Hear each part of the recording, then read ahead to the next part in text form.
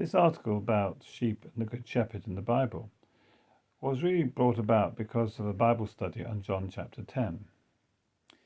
And it made me ask the question, when did we start seeing sheep appear as an important part of the Bible narrative? And it could be argued this goes right back to the first sacrifice, when Abel offered one of his flock. Almost certainly that was a sheep. And then we, of course, learn about Abraham was a shepherd. So was Isaac and Jacob. Indeed, the distinguishing feature of the Hebrews when they came down to Egypt was their characteristic of being shepherds, which was an abomination to Egypt. Then with Moses, he wasn't called by God whilst he was the prince of Egypt. He was called after many years of being a shepherd. And then the great king of Israel, David, a man after God's own heart, was a shepherd. And indeed, he learnt the skills of looking after the sheep, but also the skills of communing with God whilst he was a shepherd. And his psalms really are the product of many, many nights, I suspect, and days spent talking to God whilst he was looking after the sheep. So we are sheep, and sheep tend to be vulnerable.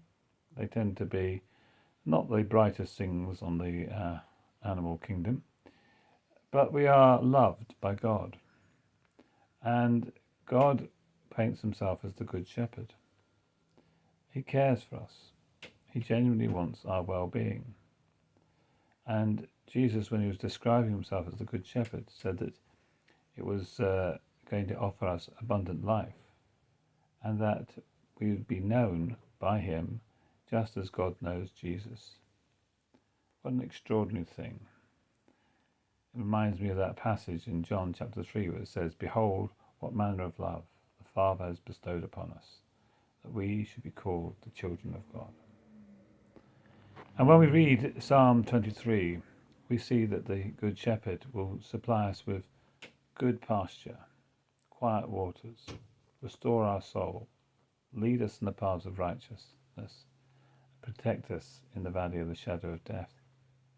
Also, the abundant life is our heads will be anointed, our cup will overflow, and a feast will be given to us in the presence of our enemies.